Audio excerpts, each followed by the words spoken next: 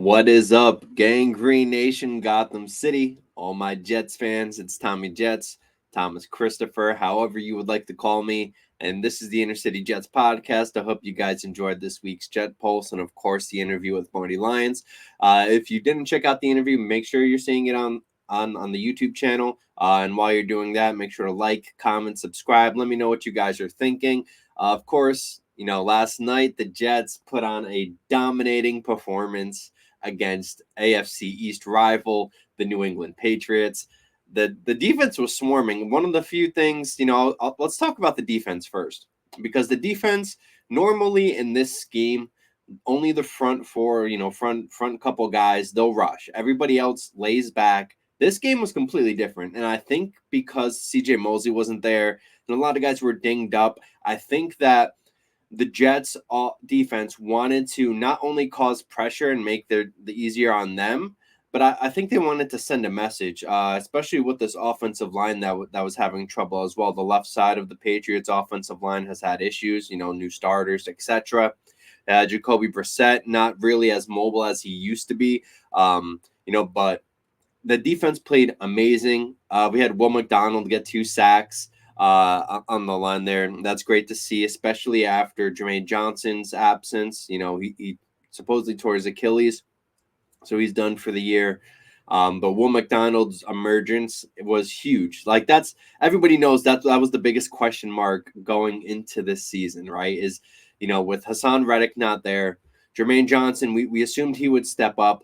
Now he's out. So now we have Will McDonald, the guy who many people, myself included, I wasn't necessarily high on him. I thought there was other picks that could have been taken, 24-year-old rookie, etc. But he's doing great now. Like, he's doing good. And that's something that the Jets desperately needed to see, especially considering the way this team is built, considering that, like I've already mentioned, Hassan Reddick hasn't shown up, which he may this season, this week, who knows.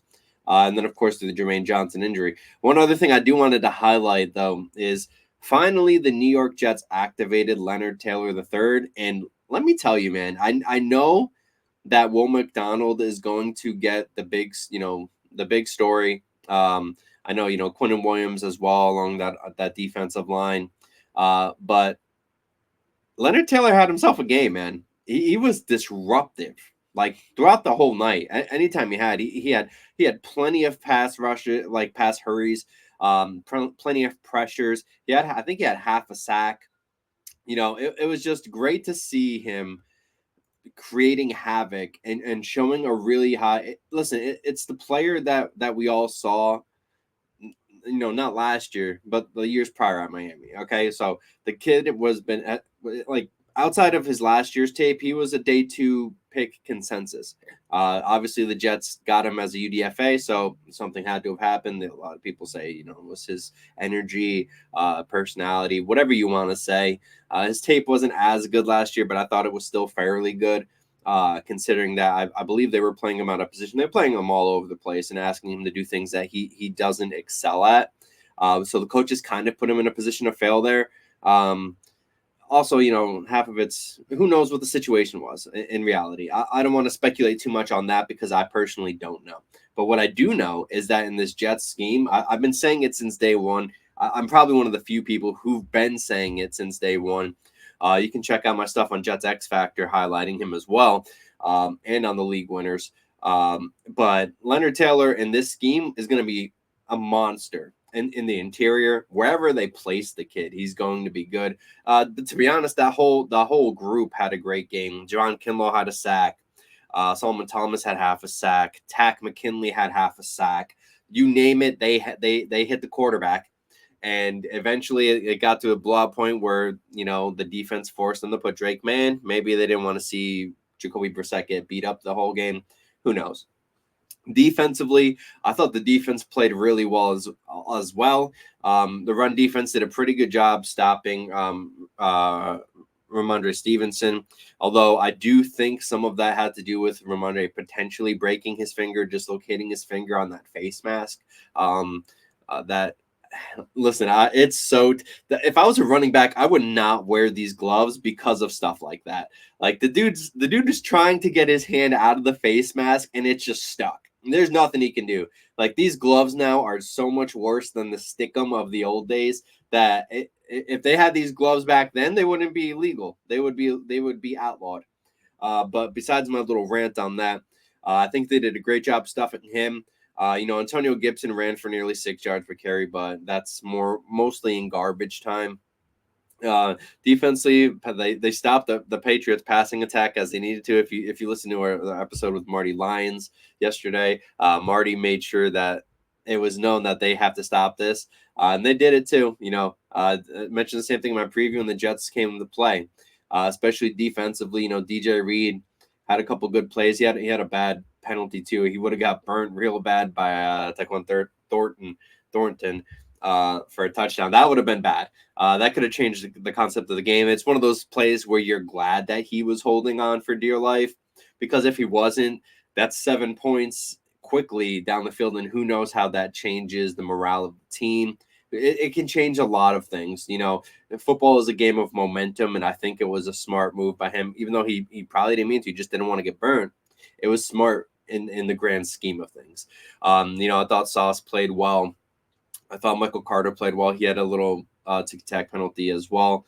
But overall, the defense, they held the Patriots to 3 points. A lot of that was gifted through penalties as well. So there's nothing bad you can say about the defense. I was pleasantly surprised to see these guys blitzing more. I do want to see them continue that going forward.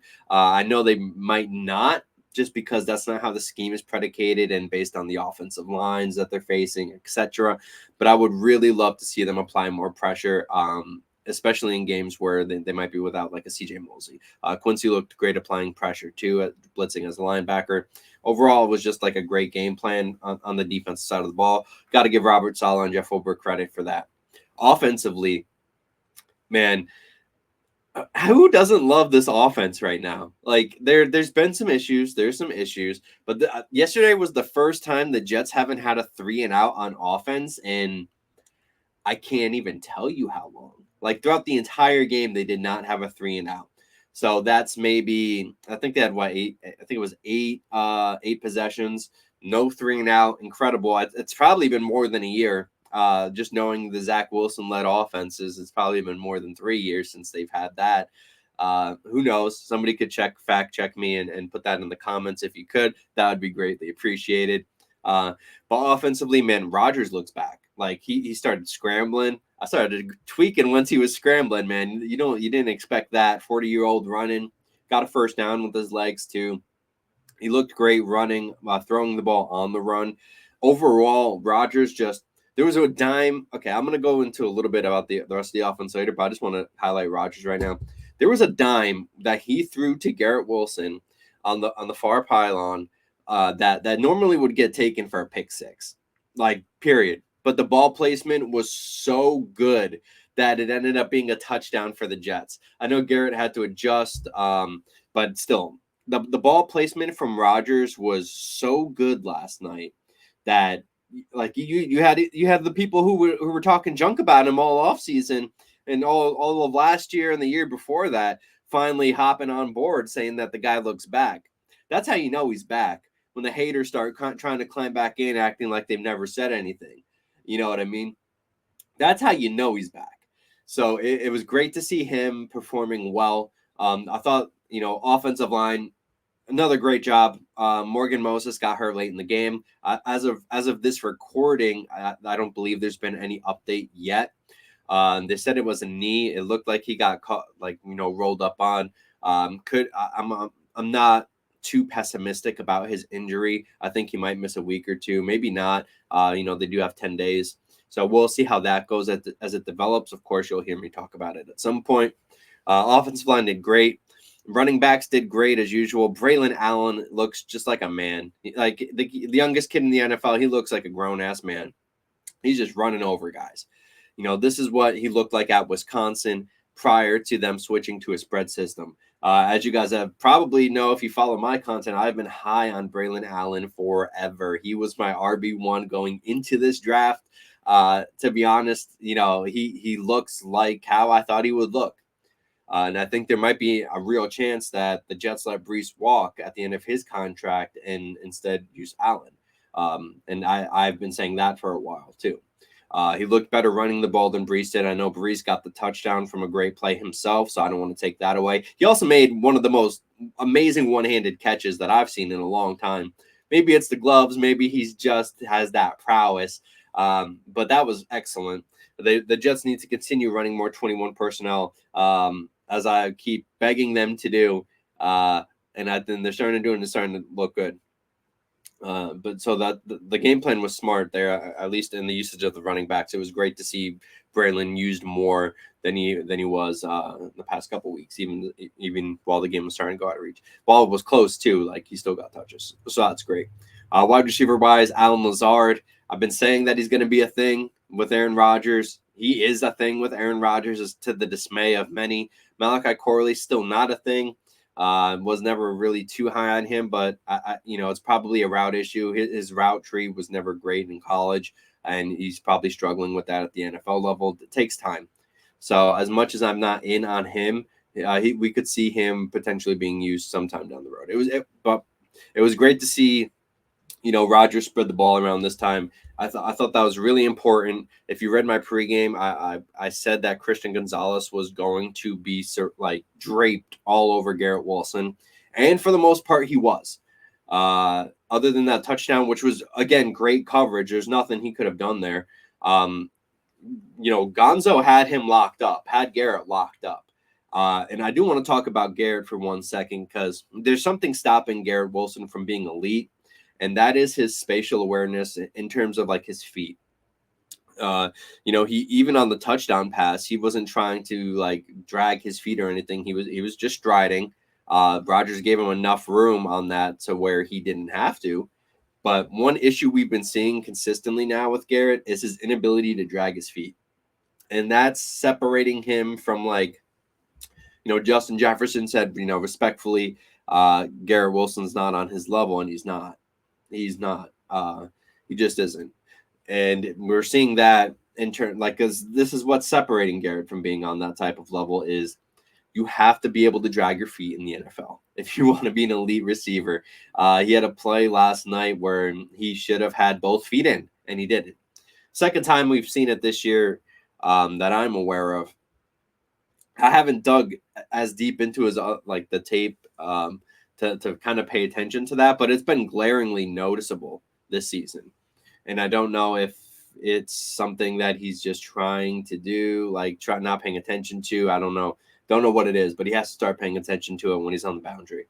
Otherwise, when games get a lot closer and 2-minute drills start happening, they need to be able to rely on him to get his feet in, and they need to rely on him as a receiver. He is the guy, so he has to play like the guy. Allen Lazard played great, had the touchdown on a little short pass. A lot of great yak there. He was just running like a man with his hair on fire. That was a great play by Allen Lazard. Loved seeing Tyler Conklin get involved. Pretty sure he was the leading receiver in that game. I think he had, 6 catches, I believe. 5 catches, 93 yards. Didn't get the touchdown. Garrett Wilson and Lazard got the touchdown. But he actually almost had one, but he couldn't hang on to it. Either way, great game from Conklin. It was nice seeing him back. If you guys read my preview, it's just something I've been saying heading into this game. I don't want to sound like I'm Nostradamus here, but the game plan for this game was obvious. Stop the run, be able to run, and just get more guys involved and pressure the quarterback. This isn't a game the wide receivers weren't good enough where they needed to sit back in coverage. All they had to do was pressure. DJ Reed, MC2, Sauce Gardner, the safeties. All of those guys are skilled enough to where they could stop him. The tight ends were the only issues that they had a problem with, as I alluded to in my preview. But they didn't even use the tight ends sufficiently enough. They couldn't even get the ball to the tight ends per se. So all in all, just a great overall game from the Jets. Now they have 10 days before they take on the Denver Broncos. And that's going to be kind of another revenge game. As you guys know, Sean Payton was talking a lot of junk about Nathaniel Hackett. Honestly, deservedly so. Hackett has not been a great coach at all through his tenure as a head coach. And even as an offensive coordinator, it's kind of spotty, at best. You know, we saw how he did last year when he just kind of gave up despite the defense playing well. I mean, granted, he had, misfits at quarterback, but still, come on. Like, the offense looks so night and day different even without the stuff Rodgers does. But anyways, Rodgers has this game, circle on the calendar for Sean Payton talking, junk about Nathaniel Hackett. And he didn't get to play that game last year. He does get to play that game this year, though. So I'm expecting kind of more of the same that we saw yesterday, this upcoming week against Denver. Bo Nix at quarterback. Bo Nix, he is a short yardage merchant. I don't believe he can read a defense, so I think if the pressure can be on him, it's going to be a long day for Bo Nix. I'll tell you that much. And outside of really Cortland Sutton, they don't have much proven talent at wide receiver. Kind of the same deal with the Patriots. Just got to be able to stop the run, which should be fairly easy. I mean, I truly loved Javonte Williams while he was at North Carolina. I'm a big UNC guy. Jaleel McLaughlin, it looks good too. McLaughlin. Yeah, let's just say that. If I mispronounce his name, I apologize. But he looks good too. But at the same, that's all the Jets have to do: stop the run, be able to run the ball. It's literally the same game plan. To be quite frank with you, Bo Nix, he cannot read a defense. I remember at the Senior Bowl, somebody called him out about that in a nice way. They asked the question pretty, respectfully. And Nix did not want to hear that. He was fairly upset about the question, kind of ignored it. And then we saw him struggle in the Senior Bowl. So I'm still shocked that Denver decided to take him in the first round. Doesn't seem like it's going to be a good decision. Might be the death blow to Sean Payton's tenure with the Broncos. But it's the same game plan. And the Jets will start that. The last time the Jets lost their first game, won the next two, was under Rex Ryan, and they made the playoffs that year. Just a little tidbit of information there. All the Jets have to do is win this upcoming game, which is despite it being an away game, it's a very winnable game. After that is where it kind of gets a little bit tougher. They have to travel overseas to play Minnesota with Sam Darnold, who's playing like amazing in the past couple weeks to open the season. Really interesting to see how these guys will play this upcoming week and in week 4. And that's without some of the better players on that offense. TJ Hawkinson's still hurt. I know Jordan Addison's been going through a thing. So it's really just been Justin Jefferson and Aaron Jones on the offense helping him out there. So Sam Darnold's he's playing pretty well. I want to give him his flowers, while he's here and he's doing it. So it becomes interesting. The Jets just have to take it, it's old saying, one game at a time, just one game at a time. And now they're 2-1. They have a week 4 game where that's a very winnable. Could potentially be 3-1 going into a big matchup with the Minnesota Vikings. And then, I'm pretty sure it's the Bills after that. And then I know they have the Steelers. Like, they have a lot of big games coming up. So for the Jets, just taking one game at a time, they looked great. Honestly, other than the boneheaded penalties, delay games that they use the timeouts, and some of the boneheaded, pass interference penalties, other than the DJ Reed one, that one was smart. Don't care what anybody says. That one was smart. There's so little to talk about in terms of the game negatively. I know for whatever reason people are trying to get that Salah and Rodgers interaction trending for negative reasons because they can't do anything better than that when the Jets are actually good. You know what I mean?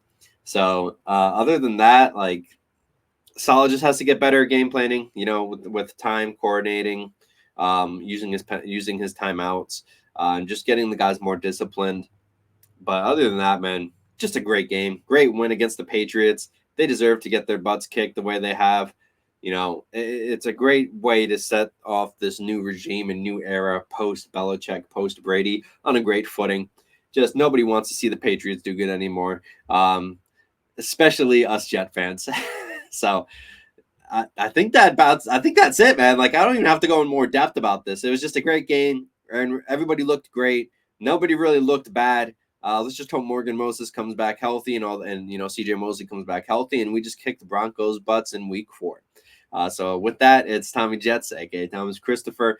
Stay tuned for my stuff on Gangrene Nation, JetsXFactor, and of course the league winners. And with that, guys, I'll see you later. Thank you for support, and make sure you are liking, subscribing, commenting below.